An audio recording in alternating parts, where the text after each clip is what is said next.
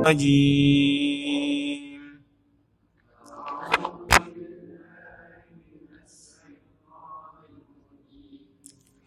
بسم الله الرحمن الرحيم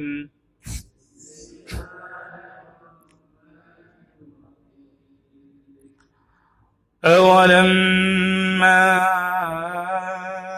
أصابتكم مصيبة قد أصبتم مثليها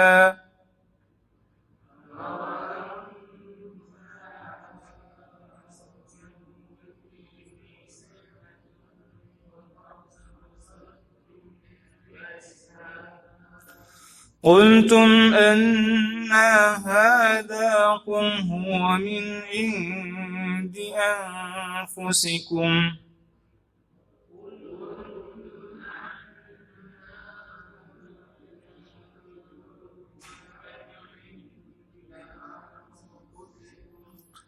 إن الله على كل شيء قدير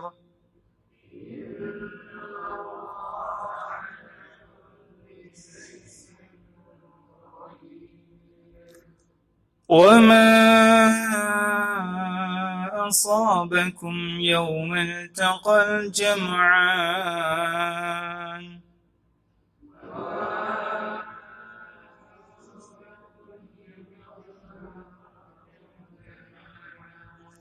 يوم التقى الجمعان فبإذن الله وليعلم المؤمنين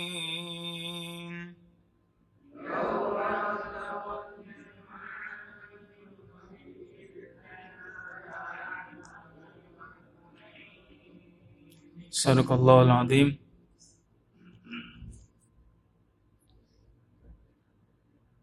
Silakan, Mbak.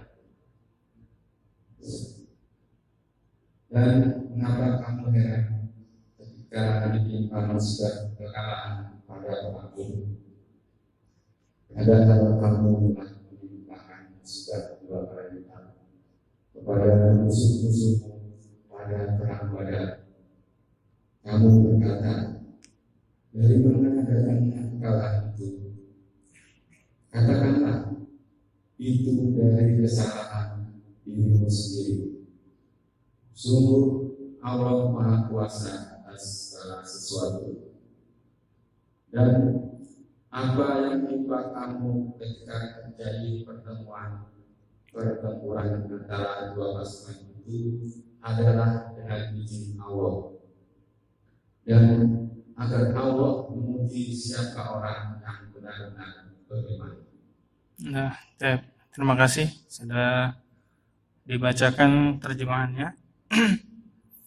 Alhamdulillahirabbil alamin. Bapak Ibu yang dirahmati Allah Subhanahu wa taala,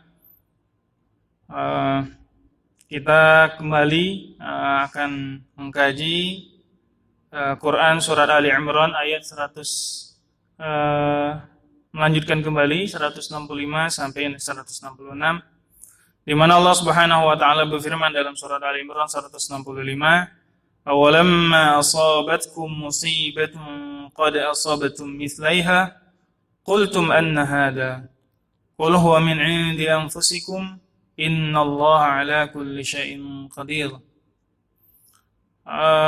Bapak Ibu yang dirahmati Allah Subhanahu wa taala, dalam ayat Al-Qur'an harus kita pahami bahwa kadang ada asbabun nuzulnya suatu ayat dan kadang tidak dilewati oleh asbabun nuzul. Jadi langsung dari Allah tanpa harus disertai sebelumnya itu ada kejadian-kejadian.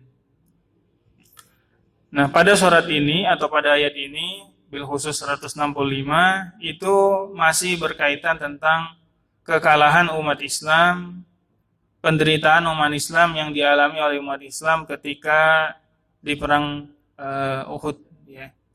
Jadi lihat Pak, dari kita kajian beberapa kali kajian sampai sekarang berapa pekan itu pembahasannya masih tentang kekalahan umat Islam, kemunduran umat Islam, atau Allah Subhanahu wa taala ingin memperlihatkan kepada kita yang khususnya sudah ya hidup datang belakangan ini ya, untuk mengambil hikmah dari kaum muslimin yang ada di zaman Rasulullah Shallallahu Alaihi Wasallam. Zaman Rasul itu tentu ada Rasulnya kan, benar nggak Pak ya? Ada Rasulnya. Artinya semangat mereka itu bertambah-tambah ketika sudah ada Rasul aja udah, oh ini ada Rasul nih, semangat kita.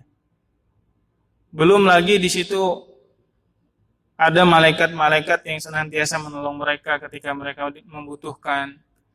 Ada Al-Quran yang turun, ya, karena Nabi masih hidup, maka selama itu pula Al-Quran turun kepada Nabi Muhammad SAW.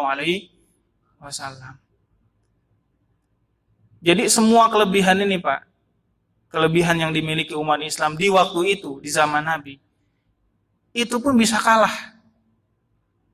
Paham gak Pak ya? Yang semua unsur kemenangan itu udah di genggaman kira-kira. Ente mau apa aja menang lah.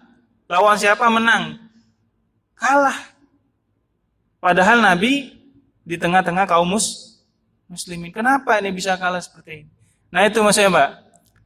Ada Nabi, malaikat sering turun gitu ya. Jibril bahkan berapa kali menampakkan diri menjelma menjadi manusia untuk ngajarin para sahabat. Itu pun kemudian belum bisa, pada perang Uhud ini belum mendapatkan kemenangan. Apalagi kita di zaman sekarang. Ya kan, Rasul udah wafat, tapi ada hadisnya. Dan alhamdulillah Qur'annya masih di tengah-tengah kita. Ya. Tinggal malaikat nih, ya.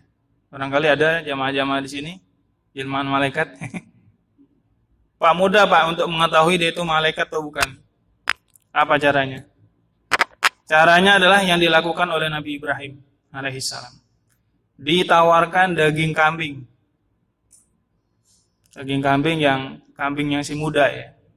Tawarin, kalau dia makan Pak. Nah makan nih. Ah bukan malaikat. Gitu aja muda ya kan. Nah, ini malaikat bukan nih. Mau kita tes Pak ya. Biar dipesani kambing maksudnya. Tapi kalau dia nggak makan, ya la tasilu ilaihim aidiyahum, nggak mau dijamah, itu hati-hati ya, maksudnya mungkin itu adalah bagian dari malaikat yang menjelma jadi manusia. Nah semua unsur yang mau menang tadi ada di zaman Rasul, bisa kalah karena apa? Sebab kaum muslimin itu sendiri. Jadi kalau Bapak Ibu mau mengeluh ya, Ustaz kenapa umat Islam sekarang ini berpecah belah gitu ya, ribut dengan sesama muslim sendiri, di negara-negara lain yang minoritas ditindas, ya kan Pak ya, di mana-mana seolah-olah Islam itu identik dengan apa kekerasan dan lainnya, tuduhan terhadap kaum muslimin. Belum lagi di negara kita, ya Allah Ustaz, lihatnya aja saya tiap hari ya, hati ini rasanya sedih gitu. Jadi kejadian umat Islam yang kita sekarang ini alami itu bukan orang lain Pak, bukan orang lain, tetapi karena kitalah sendiri yang belum memenuhi unsur-unsur orang-orang yang berhak atau pantas ditolong oleh Allah Subhanahu wa Ta'ala. Kembali kepada ayat ini, jadi ketika umat Islam itu kalah, pasti kan ada reaksi Pak. Ketika ada aksi kan biasanya ada reaksi. Reaksi itu akibat dari atau tanggapan. Sama seperti kalau bapak-bapak ketika saya ngomong Pak ya, bapak-bapak dan ibu sekalian, nanti siang kita ada pembagian makan gratis. Reaksinya apa Pak? Wah, ini anggap aja benar. Ya Pak ya? Nanti siang ada makan gratis plus pembagian kaos atau baju. Ada logonya Masjid Abdus Salam BMKG. Gimana perasaan kita Pak? Bahagia. Dan begitu juga ketika sebaliknya. Mohon bapak-bapak sekalian, ya, siapapun yang keluar dari masjid ini, mohon maaf, umurnya pendek. Wah, reaksi kita pasti cemas kan? Nih Ustadz, Dekat malaikat maut aja kan. Nah, jadi Bapak Ibu yang dirahmati Allah, begitu juga yang dialami kaum muslimin ketika perang Uhud itu. Rasa itu muncul, Pak. Ya sesabar-sabar orang kadang kebetik juga, apa namanya? Kesebut juga. Wah, kenapa nih kalah? Lah, kenapa nih saya gagal? Nggak usah jauh-jauh, Pak. Dalam kehidupan kita sehari-hari saja seperti itu kan? Ya Allah. Padahal semua syarat udah dipenuhi. Tahajud udah. Apalagi? Sedekah sudah. Apalagi, Pak? Duha. Oh, duha, Ustaz. Yang lain 2, saya 12. Oh. Kalau saya tambah lagi itu ya. Nah, jadi Bapak Ibu yang dirahmati Allah, semua udah kita lakukan. Ya. Muncullah terbetik itu, ya Allah, kenapa nih belum dikabul-kabulin juga. Di zaman Nabi SAW juga sahabat seperti kita juga, Pak. Manusia biasa. Ada yang sedih, ada yang gembira, ada yang kalah dan sebagainya. Dan termasuk ini perkataan yang direkam oleh Quran, Mbak. Ya. Apa perkataan? Kultum annahada. Nih kenapa kita bisa kalah nih? Kenapa kita bisa mundur umat Islam? Kenapa kita bisa merasakan penderitaan di perang Uhud ini? Maka Allah sebutkan, kul, katakanlah Muhammad, huwa min indian pusikum. Katakanlah Muhammad bahwa kekalahan itu, penderitaan itu, kegagalan itu ya dari diri kalian. Paham, Pak, maksudnya, Pak? Makanya saya, Pak, kalau apa-apa gitu ya punya rencana gagal, kita jangan buru-buru nyalain orang lain. Boleh jadi itu kegagalan kita di dalam merencanakan. Karena orang gagal dalam merencanakan berarti dia merencanakan kegagalan, kan begitu. Saya ulangi ya. Orang yang gagal merencanakan sama saja dia merencanakan kegagalan, ya gagal dia. Tapi paling tidak ketika kita sudah berusaha, ikhtiar tadi, Pak, ya, ada yang soal dua adanya. Innallaha la yudhi'u ajral muhsinin. Sesungguhnya Allah tidak menyia-nyiakan usaha perbuatan orang-orang yang berbuat ihsan, berbuat baik. Bapak tiap hari sedekah, nggak mungkin hidupnya melarat, Pak. Nggak mungkin. Orang sedekah tiap hari hidup melarat ya, tolong nanti kasih tahu saya. Orang-orang yang senantiasa memberikan haknya kepada orang lain, ya hak dalam artian hak fakir miskin dan selalu ditolong oleh Allah Subhanahu wa taala. Dalilnya apa? Innallaha. Coba ikuti. Fi aunil abdi madama fi auni akhihi. Artinya apa, Pak?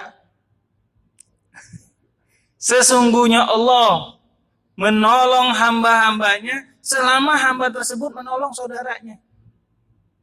Jadi itu aja, Pak, yang kita pegang. Kalau sudah kita nolong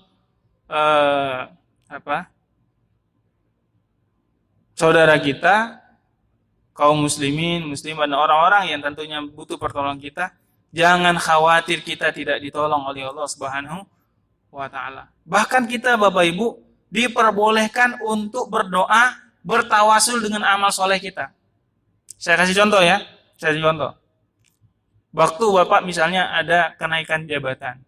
Contoh. Ya, kenaikan jabatan. Biasa ada ujiannya kan? Ada ujiannya nggak, Pak? Iya kan? Apa sertifikasi lah namanya?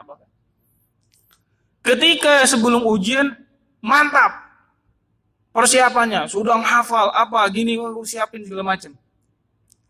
Ketika sudah datang ke meja ujian, jadwalnya salah. Harusnya jadwal materi ini kita baca yang besoknya. Itu gimana tuh, Pak? Kita boleh, Pak, berdoa kepada Allah, ya Allah ya Rabbal Alamin.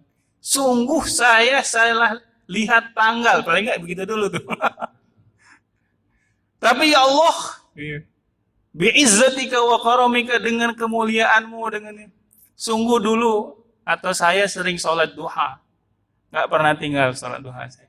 Walaupun kadang saya pakai nawar-nawar dikit lah, Ya, kadang 2, kadang 4, kadang 12, kadang 2 lagi, kadang 8. Tapi intinya nih, maka ya Allah ya Rabbal Alamin, sungguh saya lakukan itu ikhlas karenamu. Insya Allah Bapak Ibu yang dirahmati Allah akan menolong kita. Tuh. Atau mungkin pernah berinfak gitu ya. Kita ingat infak itu, ya Allah, saya ikhlas. Ya. Dan itu pernah dikisahkan oleh Nabi SAW dalam hadis yang sahih. Jadi kita boleh bertawasul. Arti tawasul loh ya. Tawasul itu mengandalkan amal-amal soleh kita yang dulu. Terutama dalam keadaan-keadaan genting. Nah, saya ingin melihat perspektif musibah ya, karena kan kalau udah berbicara tentang Uhud, kemarin kita udah selesai nonton filmnya udah, ya kan, udah letaknya kita udah kaji di mana tempatnya dan lainnya. Nah, saya lihat ingin perspektif musibah itu, karena sering kita mengenal kata-kata musibah, tapi mungkin masih awam gitu ya, masih umum saja. Dalam perspektif Quran, musibah itu sendiri terbagi 2, Bapak Ibu. Kadang musibah disebut dengan baik, kadang buruk ya. Wah, ini musibah nih Ustaz. Ya. Kenapa? HP ketinggalan. Sekarang kan kalau HP ketinggalan udah musibah, Pak. Setengah kehidupan tuh hilang. Berarti kita setengahnya itu main-main dong, main HP doang. Musibah Ustaz, kenapa? Ya. Gaji belum turun juga Ustaz. Padahal sudah tanggal 10 ini, tanggal 11.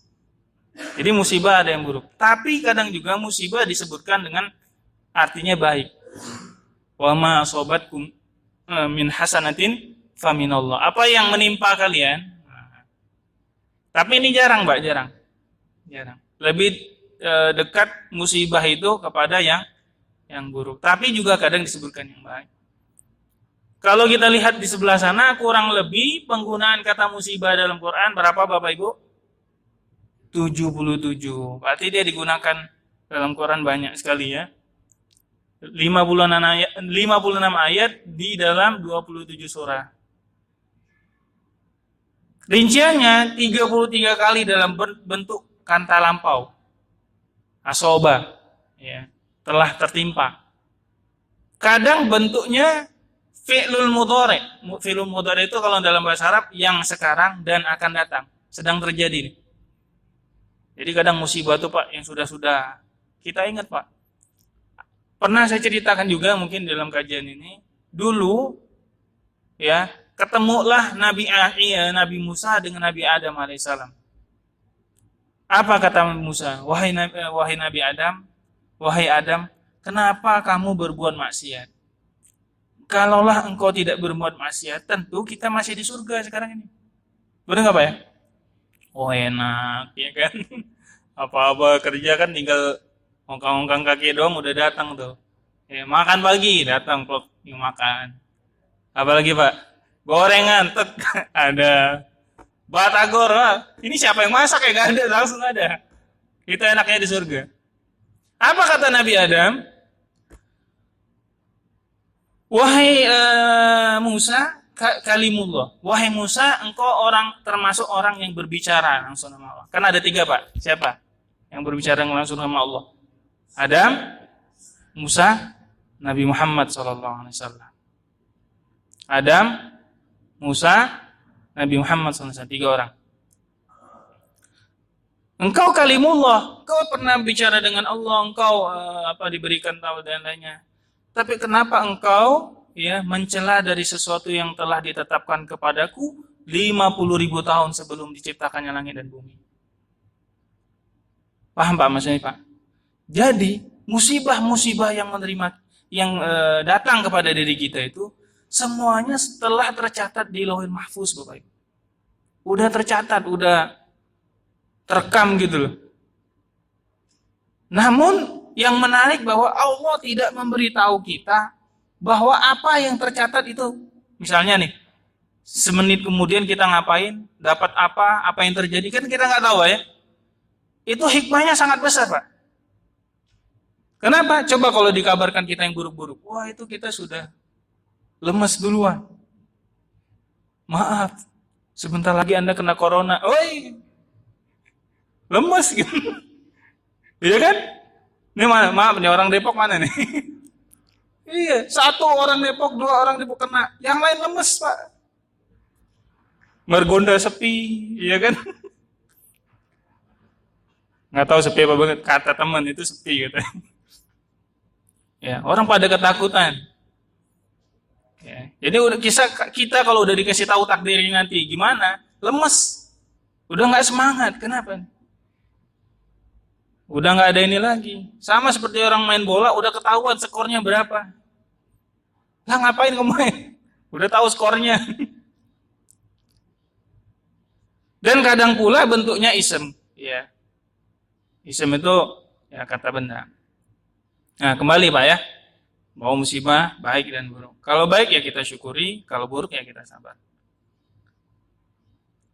Nah, tadi kan disebutkan bahwa Allah sudah memberikan kemenangan kepada kaum muslimin 2 kali lipat ketimbang kaum Quraisy, kafir Quraisy.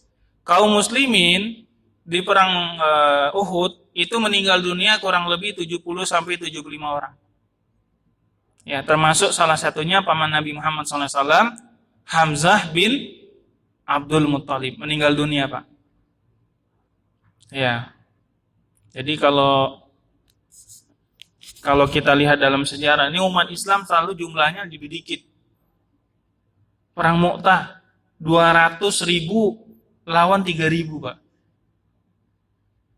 3.000 umat Islam melawan 200.000. Itu dikeroyokin aja tuh udah gimana gitu kan. Apalagi perang Hittin. Hittin itu kan dimenangkan kaum muslimin waktu kalau tidak salah nih melawan Tatar kalau tidak salah. Nah, Ainul Jalut, ya, Ainul Jalut. Tatar itu Bapak Ibu, setiap tempat yang dia lewati pasti hangus, pasti hancur. Mirip Ya'juj wa Ma'juj lah kira-kira begitu. Hancur semua. Ya. Tapi ketemu umat Islam di bulan puasa lagi puasa. Banyak sekali peperangan yang dimenangkan kaum muslimin, kemenangan-kemenangan yang didapatkan oleh umat Islam di bulan puasa. Anda kalau mau menang, nah bulan puasa ini apa aja? Mau rezekinya berlipat, mau suksesnya berlipat, bulan puasa. Karena Allah Subhanahu wa taala memilih Ramadan menjadi bulan yang berkah, Pak. Orang nggak usah minta berkah, udah ada berkah di situ.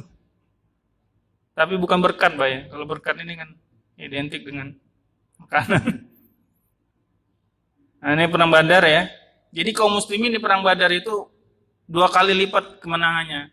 70 orang kafir Quraisy meninggal dan 70 lagi ditawan. Ya. Nah, ini sama 313 lawan 1000. 1 lawan 3 kan ya? Ya benar enggak? Hah? 1 lawan 2 lah atau lawan 3. 3 ya. Ya, 1 lawan 3. Pak siapa? Pak Narto ya? Pak Arif sama Pak Budi. Nah, 3. Lawan saya sendirian, Pak. Kira-kira menang nggak tuh? Atau pegangin tangan? Atau pegangin kaki ya? Selesai itu. Tapi itulah uniknya umat Islam. Di mana dia menang jumlahnya lebih dikit. Waktu perangnya antara Daud ya, Talut dengan Jalut, kan yang menang siapa? Talut kan, yang bersama Nabi Daud alaihissalam. Orang-orang beriman itu sedikit. Pas dia lihat kekuatan Jalut itu, Pak, Jalut itu tuh badannya saja itu 2 kali lipat dari manusia biasa di zaman itu. Iya. Tapi meninggalnya tahu dengan cara apa? Ketapel. Diketapel sama Nabi Daud, kena kepalanya, jatuh dia. Udah jatuh disambut sama pedang, meninggal. Ini penyebab datangnya musibah, Bapak Ibu. Pertama dosa ya. Kedua kedurkaan, kerusakan alam, yufsiduna fil ardi. Sebenarnya maknanya lebih banyak kepada maksiat sih. Yufsiduna fil ardi itu ada maksiat. Pemimpin yang zalim. Nah, yang terakhir nih, orang baik dia melihat kemungkaran. Kita tahu bahwa itu munkar atau itu adalah kemungkaran. Diam, maka itulah salah satu sebab datangnya musibah yang buruk. Kebaikan tidak tersebar bukan karena tidak ada orang baik, Pak. Tapi karena orang baik diam. Dan yang sering ngomong adalah orang-orang yang buruk, orang-orang jahat. Sesuatu keburukan kalau diulang-ulang jadi baik. Buruk, Pak. Oh, udah tersebar semua di seluruh tempat. Itu jadi baik. Oh, udah biasa nih. Memang kebiasaan kita begini. Jahat padahal itu. Iya kan? Iya. Terakhir, wa ma asabakum yaumal taqal jam'an fa bi idznillah wa la ya'lamal mu'minin. Ya. Jadi ketika ketemu kaum muslimin dengan orang kafir ya di perang Uhud itu, maka tidak ada sesuatu yang terjadi kecuali atas takdir Allah Subhanahu wa taala. Lihat Pak, ada 4 tujuan musibah itu ya. Kalau kita dapat musibah, nauzubillah, mudah-mudahan enggak ya. Yang pengennya itu kan dapatnya nikmat, ya kan? Memang orang-orang manusia itu susah, Pak. Coba saya suruh pilih, Pak ya. Bapak-bapak pilih, musibah apa nikmat? Hah? Musibah atau nikmat, Pak? Nikmat. Kaya raya, ya. Mati masuk surga, miskin masuk surga.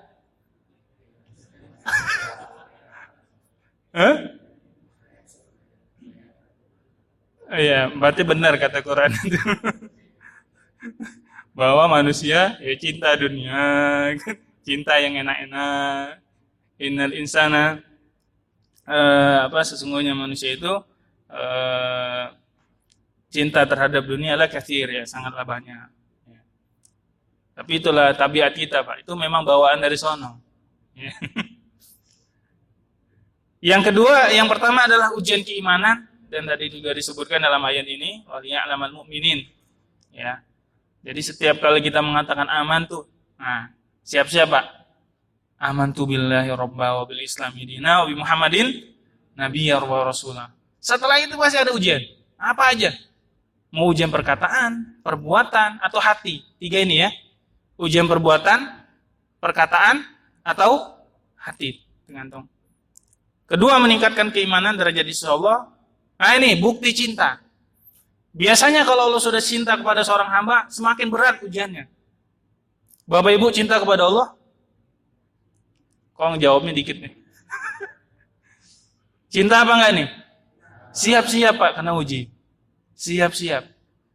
Konsekuensi jadi orang waliullah. Jadi orang kekasihnya Allah Subhanahu wa ta'ala. Baru yang terakhir adalah teguran dan peringatan. Nah, jadi setiap musibah yang kita dapatkan itu bukan tanpa ganjaran, ada ganjarannya. Contohnya adalah misalnya ada hadis Rasulullah SAW, ma yusibul muslimu. Tidak ada yang menimpa suatu penyakit ya, tertimpa kepada seorang muslim penyakit. Bapak Ibu sakit sekarang? Ada yang sakit? Minimal sakit hati ya. Sakitlah intinya. Yang kedua keletihan. Capek nggak? Bapak Ibu cari nafkah capek ya? Capek apa senang Pak? Oh capek. Wala hammin ya, kekhawatiran, khawatir, takut koronan. Takut penyakit ini, penyakit itu, takut mati dan lainnya, kekhawatiran. Wala husnin, kesedihan. Sedih ya, ibu-ibu melayani suami, kadang-kadang suami enggak paham, ya kan? Suami kadang menolong istrinya juga enggak paham. Sedih, kenapa? Yang seharusnya mendapatkan perilaku yang baik ya, tapi mungkin jawaban atau perilakunya tidak sesuai dengan yang kita inginkan. Sedih ya, banyak dipotong gajinya misalnya. Ada nggak Pak gajinya dipotong Pak di sini? Ada. Jangan sedih Pak. Ya. Ini ada ini ganjarannya nih. Ada gajinya di sisi yang lain. Wala adza ya, gangguan, kesusahan, hatta syauka. Bapak Ibu yang sering jahit sendiri, ya, Kemarin kan kita udah bahas tentang jahit-menjahit tuh. Suami-suami yang suka menjahit sendiri, ketusuk sama jarumnya, maka itu akan menghapus kesalahan-kesalahan kita. Semua kesalahan kita. Tapi dengan syarat, kesalahan dari dosa-dosa yang kecil.